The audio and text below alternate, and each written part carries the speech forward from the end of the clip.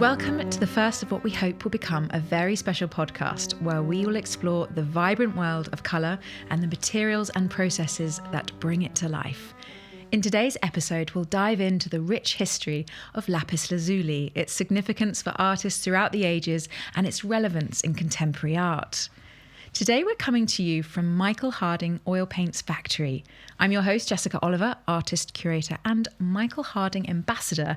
Joining me is the colourman himself, Michael Harding, the creative force behind the beloved oil and watercolour paints, celebrating 40 years of excellence in the industry this year. We are thrilled to have Muhammad Irfan with us, also the expert supplier of lapis lazuli pigments from Dimairo. Since discovering lapis lazuli in 2004, Muhammad has dedicated himself to mastering the extraction of lazurite, the essential mineral that makes this pigment so special, supplying it to artists and art suppliers around the world. So welcome, Michael and Muhammad. Thank you very much. Thank you. Lovely to be here in my own colour. Welcome, everybody. Yeah. So I think we'll just get a bit of background, if that's okay. Michael, could you share a little bit about your journey in the art world and what has inspired you to create your own line of oil and watercolour paints? Well, in some ways, I think it's, as you asked the question, I think it's almost a journey of madness, which I'm still upon. But joking aside, no, it's a life dedication. It's one of those things I didn't particularly plan in life. I just ended up having a life about colour. A lot of the listeners will know that I started making colour back in the 1980s. And at the time, as an artist, all I wanted to do was basically make a little bit of paint and sell it to a few friends. And the thing just it literally exploded upon me. And I can't believe I'm still on that same journey. And it's been a very, sorry about the pun, but very colourful journey. And getting to know people like Muhammad, of course, it's been extraordinary. And it continues. I think the really exciting thing to have you both here today, because lapis lazuli has such a storied history. And I think what we'd really love to know as well is, Muhammad, a little bit about your journey to being a provider for Michael Harding. Yeah. Lapis, I got introduced to lapis lazuli when I was 7 years old. And when I saw lapis, I got very fascinated with the color. And my family the background was there, industrialist, but in a different field.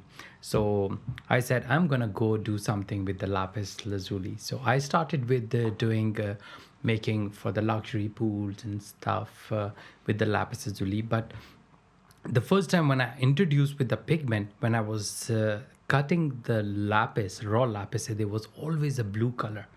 And I said, there is something we should do about it. And when I read about it and I saw that there's a historical importance about the lapis pigment.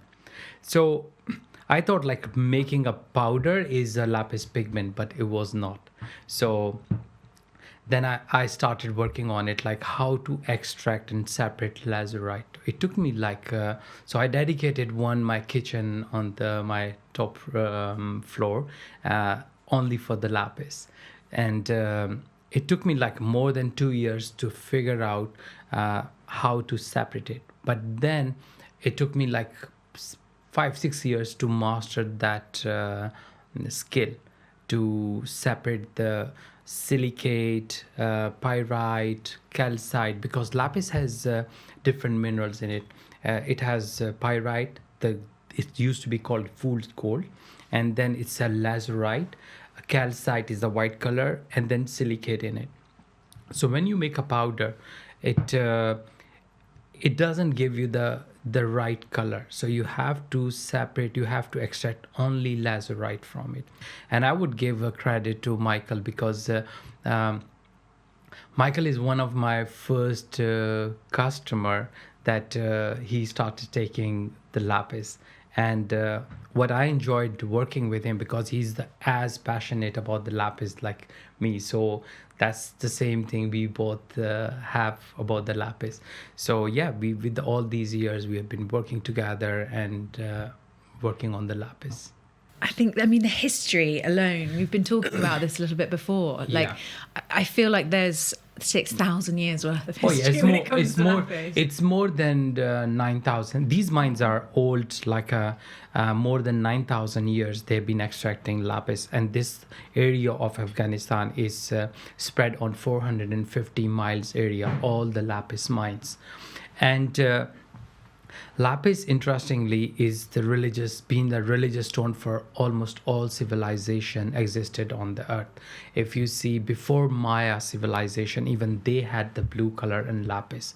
So even the cave painted with the lapis in Afghanistan, there are 650 BC. They are so old. Then the pharaohs came, and that was their religious stone of pharaohs as well. That's why you see their all the jewelry, and the Cleopatra used as an eyeshadow lapis. And after that, I've been into Forbidden City in Beijing, and I saw like every room of the king had the lapis there. So the lapis being the religious and the important stone for almost all civilization, and it has really good importance, like even the healing perspective, and plus like the importance as a stone. Even on the mines, they have a saying that lapis is a friend that will never betray you. So Lovely. That's so lovely. I feel, so as an artist, say, like learning more about the kind of the legacy of lapis, I think it's really revitalizing for my practice to consider perhaps how I would use lapis, considering the history it's had. I'm very limited in my knowledge. I only really feel like the revival of lapis in the Renaissance, where that I know it was more precious than gold to artists, or why as a paint it's just so luminous, or why it pulled artists back to it for thousands of years. New blues are invented, but we return to lapis. So this color of stone, there is no other color of gemstone with the same. Sodalite has more grayish blue, but the only lapis lazuli has this kind of a ultramarine blue shade. And I tell to everyone, like, what color you see most in the world? The sky is blue, the water is blue. So the blue has some importance. And that's the interesting thing is about the lapis. I've been in the gemstone business and for a long time, and I know like the same ultramarine you cannot find in any other gemstone. So the lapis is the only with the ultramarine color. Yeah, about the history, you have seen that in the old masters, they have been using lapis. I get to know from different reviews from the artist, and they say like when they paint with the lapis, it gives much better, even we taking the photographs, and also it adds value to their artwork. So if you're putting the same effort and the time on the painting, but if you're using something special colors, it adds value a lot. It gives it a whole new dimension, talking about how the religious iconography is all, you associate Madonna's robes with lapis blue, and perhaps did Madonna wear blue? Maybe lapis was a symbol and it became her kind of identity in art. Particularly with, you were mentioning Fra Angelico blues, the different shades of lapis that you can access in your range of mineral. So lapis, there's so many different mines of lapis, and it's a natural stone. But another aspect of this is that, of course, you don't just get lapis in Afghanistan. There's Chilean, there's Italian, Mount Damiata, isn't it? I think I pronounced that correct. You're looking at me as if that's not correct. Is the ultramarine results, the one ancient have been using it, those were not from Chile. Those were all from Persia. That was a Persian Empire. That was at that time. So it was from Afghanistan. So the lapis is being mined for more than 9,000 years from the same places. And I would say one thing, might be, Michael, you don't know about it. You have a good contribution of bringing lapis back there, because I'm making lapis for more than 20 years. But the person who invested a lot of time and the marketing and the way you were passionate about it, Nobody was at that time, and you were the one that you brought back the importance of lapis. Otherwise, I used to sell lapis to individual artists, but there were not much awareness. But now when you Google it, everywhere is Michael Harding lapis. So I might have mentioned that I was using Chilean, but I've just found that colour was much greyer. And I understand, Mohammed might want to elaborate as to what the difference is between the Afghan that he acquires and of course, the embellishment that the process that your refinement does to it, and why it differs, the chemistry behind, for instance, the Chilean as compared to the Afghan. Well, Chilean lapis is a beautiful lapis too, but when you talk about the pigment, so there's a difference. That's a misconception that lapis powder is ready to use paint. No, because when you crush lapis lazuli, either it's a Chilean lapis or Afghanistan lapis, it will have, you are crushing calcite, pyrite, silicate, lazurite, everything all together. So what you need to do is you need to extract the lazurite. So now the shades of the blue, different shades of the blue, it depends on the percentage of pyrite, calcite, silicate, and lazurite. So what Michael Harding is getting the lapis is above 80 to 90% lazurite. So it's actually a process pigment. He's using pigment. He's not using a powder of lapis lazuli. That's why his quality is different than others, and it's not turning black. It shows the real beauty of that ultramarine blue. Well, that's thanks to you. You've done the hard bit. All I see myself is a glorified mixer in some ways. You're doing you understand the chemical components of the material far more than I do. And I remember when we first met her, as we've known each other over a decade, but we actually met face to face a couple of years ago in the United States. And I remember you saying to me at the time, Michael, you must tell everyone that this pigment is actually 400 million years old. Yeah. And I was like, oh, yes, of course, because it's dug out of the ground. And that's how long ago Mother Nature made it. And that's a very significant concept, I think. So it's very clearly time-honoured, to say the least. I think working with colours that have a legacy, particularly in history, because I'm so interested in tradition versus modernity. We have access to synthetic colours now, modern technology, you have a lot more available to you now with colour as an artist. But returning to colours like lapis, which have this weight, this gravitas, I feel it adds that kind of longevity and gravitas to your painting, and it elevates your painting and your approach to your painting. So you're using it, but there's this pause of consideration just before you touch sort of paint to canvas, where for me at least, I'm like, oh, it's just delicious. We were joking when I first met my now husband. He didn't, in the first year of our relationship, buy me jewellery. He bought me a tube of Michael Harding's Lapis Lazuli paint, and it was just brilliant, because essentially it was the romance of this kind of colour that has so much history. Whenever you go to a museum and you're looking at these kind of inspirational paintings, which you grow up kind of seeing as the ultimate, the blue is lapis. So I think that's a really important part of how we approach a colour like this in a modern world. The artists who are using lapis lazuli, and you'd be surprised, like there are more Italian and Spanish and French artists, and they're really famous artists. They're like using in egg tempera and different techniques, and what they say is it adds so much value to their artwork because they promote it that they have used lapis lazuli. Lapis is everything you call it toxic, but there is a difference of different minerals in it, like the percentage of different toxic material. But when we did the lab report, it can be used as eyeshadow, it can be used as a cream, it can be used in any cosmetic.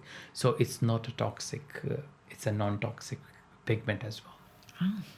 And you mentioned the different range of colours from different mines. So you have the Far Angelico blue, the ultramarine lapis. Which one which one do we use in Michael Harding? Michael Harding has the both Fra-Angelico. Okay. But he haven't never mentioned that they are Fra-Angelico, but they were actually. And he's using ultramarine, very good quality of ultramarine. So when you have a lazurite, like 80 to 90% lazurite, and now with that 10% when you play, if you add 5% more pyrite into it, it will turn into a little bit of ultramarine. So if you add 10% pyrite, it's gonna start giving you like an indigo shade. So I feel like I'm sitting with a pair of alchemists, really. Like, I feel like, look, we were mentioning like Chinino Chinini's like method of creating this paint. I feel like almost to see the powder today and the paleness of it, it really shocked me to then see it being mixed in these massive drums in this rich, deep kind of dark blue. Well, I think I'm right in saying that Muhammad has furthered or refined the process that Cino Chinini refers to in his. I think anyone who's studied the subject, you'll come upon the recipe involving extracting the colour blue with wax and things like that, and using young maidens to do this because their hands are nimble and small, as opposed to the. I think he states, beware of old ladies because their hands are gnarled or something like this. I can't remember it exactly. Yeah. Have you read that? No, I haven't. Oh, yes. I've got a copy of it floating around here. We'll have a look at it in a minute. Very sexist, but probably in those ancient times, this was the standard thing that maybe a young maiden's hands were considered, I don't know, nimble or whatever the reasoning was. They probably just looked nicer against the blue. But that process, I know a number of people who've tried it. Some succeed, some don't. Muhammad's furthered that process, and I know that this is for him a keenly guarded secret, because this is something he's been working on for years. I think I'm describing it correctly, and it's the classic, as the James Bond saying goes, if I tell you, I'll have to kill you afterwards, is one of those moments. So I know he's not going to divulge that, which will torment quite a number of people out there. But no, he deserves all credit for it. He, as I would say, the pigment maker is the one who's doing the clever bit. I'm just a glorified mixer. But I found it absolutely fascinating, and you go into Afghanistan, don't you? And actually, I think you speak quite a number of the dialects, don't you? Yeah, because I'm from the area in Pakistan, which is border with Afghanistan, so I speak the languages of that area. I'm fluent with so that's one of the reason. Another thing is, like, when I was making pools and the luxury stuff with the Lapis Lazuli, so I was one of the like, if I say like I have consumed more than 100 tons of lapis, so it's not going to be wrong. So that's why I have access to the mines, I have access to the good quality material. And another thing is, like, if you go with the Chinini, but I don't know, is Chinini or we call it Sinini, or the right pronunciation. Please forgive me for that if I'm saying wrong. So that process is very costly. That process is like, with the 500 gram, you can only extract 20 gram of pure lazurite, and you are adding a mastic, you're adding other stuff, So, but that is so expensive, and it's not going to be affordable for every artist. So that's why we have my way of extracting is more yield. Like with the 500 gram, I can extract 250 gram of lazurite, and I can separate all the minerals. You can have, even I have a pyrite with me. If sometime I think, like, we need to do something with the pyrite, I have a calcite, I have silica after extracting lazurite. So that's one of the reasons that it's affordable, but it is the same quality. We don't use any kind of chemicals. There is no chemicals are involved. There is all the natural process, but we have figured out a different way of extracting lazurite. Because I feel like that resonates so much with what you say about why Michael Harding has that quality and that durability, and not what I put in, it's what I leave out. Yeah. I mean, that's a sort of more general thing. I mean, artists out there who are familiar with my products, they'll have noticed an intensity, a clarity that I'm very proud of with my products. And people are forever asking me what it is I've put in, and I say it's what I leave out. It's the junk, the rubbish that shouldn't be in there. And I do think that is a big part of the point. Can I just backpedal something? I wanted to ask Muhammad. I know you speak a number of the dialects. Can you give an example of what what name do they call this blue in Afghanistan? They call Lajaward. Say that again. That's fantastic. Lajaward. Lajaward. Yeah, it's a blue stone. Like Lajaward. Okay, that's fascinating, isn't it? I moved from Pakistan. There I had a lot of workers and doing some process. But when I moved to Canada, I couldn't do it. I have to do it myself. So I said, I'm going to be focused on one person. And I said, I'm going to be focused with Michael. And I do every process myself. It takes me like you'll be surprised, making 1 kilo from start process to end process, it takes 12 hours. So, and then we need to, the weather of Canada. So I do some of the stuff in the summertime, some of the stuff I leave it for winter, so that's I have managed now. True labor of love. Oh, yeah. Oh, and I love it. It's a therapy. I mean, I can do all day and night. It's such a wonderful experience. It's so magical, when you are making pigment. I can make my family has to call me and they say, now come back home, and otherwise otherwise I'll be making it, I'll be totally involved with this blue color and the pigment. Yeah. I know Picasso just painted with blue for 3 years at a period of his painting. I feel like if you go into one colour, we mentioned how you would need a lifetime sometimes just to get to know one colour truly. I feel like listening to this... There aren't enough lifetimes. There aren't enough lifetimes to go into the art. Lapis paintings I now want to try. We mentioned... I was on holiday in Italy, and all of the frescoes that have eroded over time, where the skies would have been lapis, the robes would have been lapis. It was red. Everything was red. And I wondered if you knew if there's different techniques to make lapis pop in history. First thing, the important thing is that you should be using the lapis pigment, not the powder. Because when you're using the powder and you mix it with the oil or gum arabic, or if you're using watercolor, with the time it's going to turn black. But just to clarify, I think I'm right in saying, Mohammed, that if you just crush the stone, that's not a pigment. It's not a pigment. It's a powder of lapis, and it has all the impurities there. Yes, that's the difference. So now it's going to impact your artwork or painting with the time, because calcite has a different lightfastness. The lazurite has a different. The pyrite has a different. So with the time, it's going to impact the quality of the work. So that's why it's very important to, when you're using lapis, it should be the lazurite percentage should be above 70 to 80%. And one misconception is when you see the powder, on the website, you see that they show the highlighted very blue color of pigment.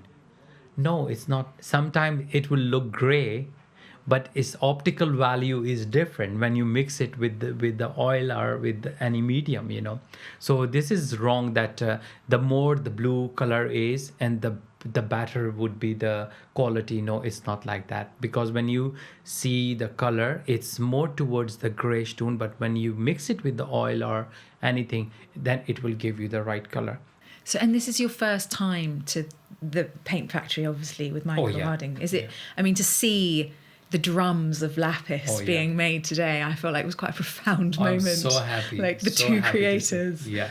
Yeah, it probably to some might sound a little blasé. We were playing around with 50 kilos of lapis, or just over 100 pounds in old imperial weights of lapis lazuli, and seeing that all in one place, it's a little daunting in some ways. And when that equates to a large tub of finished paint, and I think, good grief, this is, and it doesn't matter what the value is, that becomes sort of a technical academic aspect to it. But there's a scariness about that value, and I mustn't think about that. Because if I thought that if I accidentally knocked the bucket over, or something like that, it would be. I can't think about the thousands and thousands, because otherwise I'd be scared to touch it. Or the starving Renaissance artists who would forego meals just to get like a few precious ounces of lapis paint, like what they would do if they saw that amount. Yeah, if you look at a bucket and you think that's almost the same value as a house, a small house. Yeah. That could be scary, and in some ways is almost wrong as well, isn't it? I mean, it's just like that. I'm probably generalising, but people are homeless, and that I've got the value of a home in a bucket. It's just, I know it sounds crass, but that something could have that value. But then, of course, we're surrounded by luxury goods that have not dissimilar values, and I'm sure if it was a bucket of caviar, it would be of a similar value, but completely decadent. Well, the funny thing is that, to perhaps behind the scenes, someone looking at that bucket of paint and not really not painting with it, not knowing its value, just, oh, that's a nice colour. Like whereas for artists, we're like, oh my goodness, like you feel the like power of it. And I think it's when you value it so much, it's all how the artist perceives and values the colour and its history and legacy. What I think it is expensive, but it's not luxury. No. Why it's not luxury? Because it's something very important. When the artist is painting, they're putting their heart and soul into it. So they deserve to have something. That's the true value. They need to have something that can last for years and years, But also the privilege of it. I mean, I feel like I don't know enough about the history of how, with the spice trade, getting access to these colours, and then perhaps there was a war on and you couldn't get this particular colour, and then there's a period of art history where no lapis or particular shades of blues or yellows might have been used. And I now to be here and just have access to all of this colour, it feels like it almost makes you want to get back into the studio and it shakes you awake, I think. It's a very good question you ask. And many times, even the Michael asked me every time, like, is this, because he get that question, is this ethically sourced? Are we, when we are buying lapis lazuli, are we supporting some organization? So I want to make it clear how the mining works in those areas in Pakistan or in Afghanistan.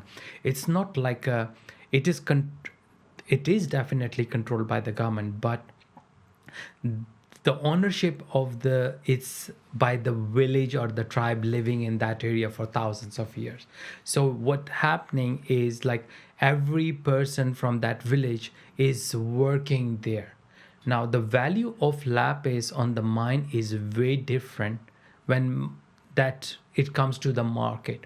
So it's not so expensive that is gonna support our fund to any organization. There are so many other minerals, like 30,000, 50,000 per gram.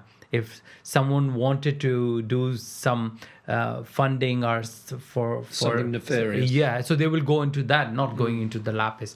So lapis is, I can say, and I'll tell you, it's ethically sourced, and it's helping thousands of the families there. If I was to try and go to Afghanistan today as a Westerner, I don't even know how I'd be received, or whether I'd be allowed to. I mean, are the doors open if I ever wanted to try and, for instance, visit those mines, or would that be something considered very ill-advised to do? Oh, no. It's absolutely safe there, but there is a process, because you need to understand Afghanistan is a different country, So it's more different provinces and trouble. For your safety, what the government would prefer you to take a permission and then you go there for your safety. Otherwise, there is nothing. You will be welcomed. I know, and many gemologists, most of the time they're spending there, because Afghanistan is not only blessed with lapis lazuli.